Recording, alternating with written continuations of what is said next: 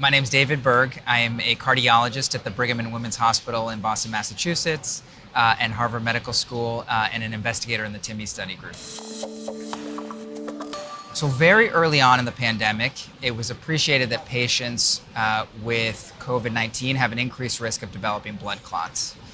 And that risk is particularly elevated in patients who are admitted to an intensive care unit, who are critically ill. And so that led to a number of studies testing antithrombotic therapies in patients with COVID-19. And the designs of those studies, the specific population studied, the specific interventions, and the clinical endpoints have been somewhat different for each of those studies. The largest of them, and the one that's really informed clinical practice to date, is the so-called multi-platform study. That study had a separate study for non-critically ill and critically ill patients, and both of those studies compared full-dose anticoagulation compared with usual care, and the primary endpoint was focused on organ failure, so it was days alive free of organ support. The surprise finding in those studies was that there was directionally opposite results. So in non-critically ill patients admitted to the hospital but not in an ICU, there appeared to be a compelling benefit of full-dose anticoagulation.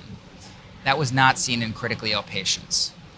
And so the fact that these results were disparate has led to some confusion on the part of clinicians about how to integrate those results, particularly because we see the highest levels of thrombotic events in patients who are critically ill.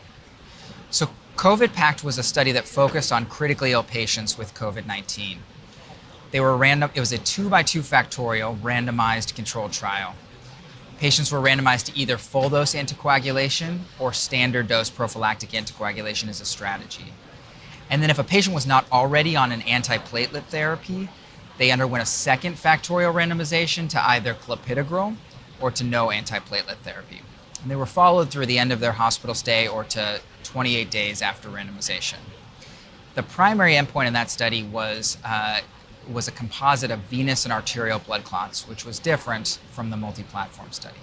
What we showed in the COVID-PACT trial was that for the anticoagulation randomization, that treatment with full-dose anticoagulation, as compared with standard dose prophylactic anticoagulation, reduces the risk of thrombotic complications by 44%. By contrast, for the antiplatelet randomization, there was no difference in the risk of blood clot formation in patients who were on clopidogrel as compared to no antiplatelet therapy. And so what I think we learned from this study is that there was a compelling reduction in clotting events. We also, of course, looked at bleeding events. And what we found is that patients on full-dose anticoagulation as compared with standard dose prophylaxis did not have a significantly increased risk of fatal or life-threatening bleeding, but there was an increased risk of non-life-threatening bleeding. So this study focused on critically ill patients with COVID-19, who are the patients who are at highest risk of developing blood clots.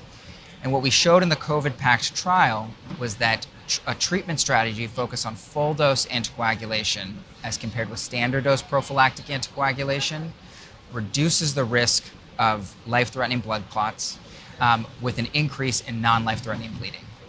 So considering clotting and bleeding risk, what COVID-PACT tells us is that we should be considering initiating full-dose anticoagulation over standard dose prophylactic anticoagulation in appropriately selected critically ill patients with COVID-19. Since they have a very high risk of developing blood clots, we want to reduce their risk of thrombotic complications.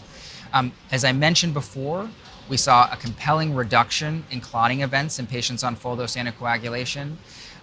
What we also saw was that there was an increase in the risk of non-life-threatening bleeding in this study.